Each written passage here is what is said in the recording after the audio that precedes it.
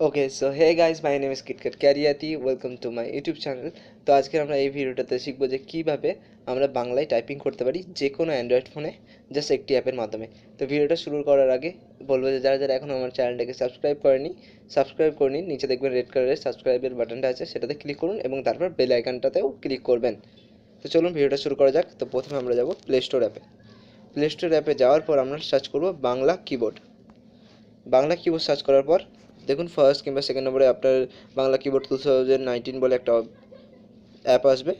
দেখে নিন অ্যাপটার লোগোটা। এই অ্যাপটাকেই আপনাকে ইনস্টল করে নিতে হবে আপনার ফোনে। তো চলুন অ্যাপটাকে ইনস্টল করে নেওয়া যাক।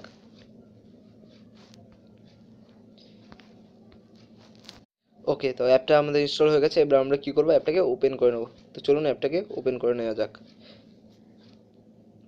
অ্যাপটা ওপেন হওয়ার পর এখানে দেখবেন দুটো অপশন লেখা আছে, এনেবল কিবোর্ড এবং সিলেক্ট কিবোর্ড। প্রথমে আমরা এনেবল কিবোর্ড করব।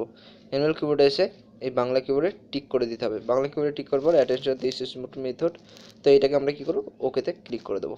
ওকেতে ক্লিক করার পর দেখুন বাংলা কিবোর্ডে টিক হয়ে গেছে। এরপর আমরা ব্যাকে ক্লিক করব। ব্যাক বাটনে ক্লিক করার পর আমরা এই যে সিলেক্ট কিবোর্ড আছে, সিলেক্ট কিবোর্ডটাতে এসে আমরা বাংলা কিবোর্ডটাকে চুজ করে নেব। বাংলা কিবোর্ডটাকে চুজ করে নিলাম। এবার এখানে দেখুন লেখার অপসিটি আছে। লেখার অপসিটি আপনি কমাতেও পারেন, বাড়াতে পারেন।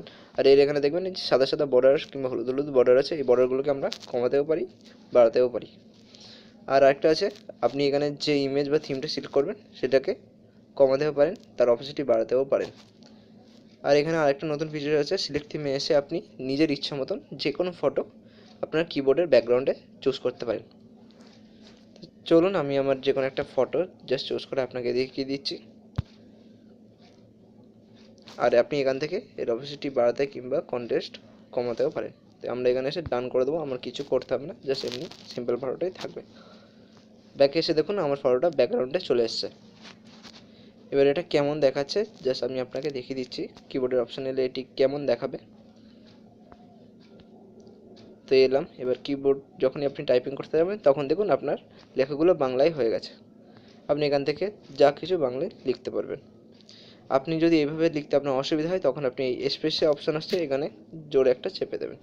চেপে দেওয়ার পর এখান থেকে আপনি বাংলায় টাইপিং করতে পারেন। TUMI। দেখুন আমি ইংলিশে যে টাইপিং করছি সেটা বাংলায় হয়ে যাচ্ছে।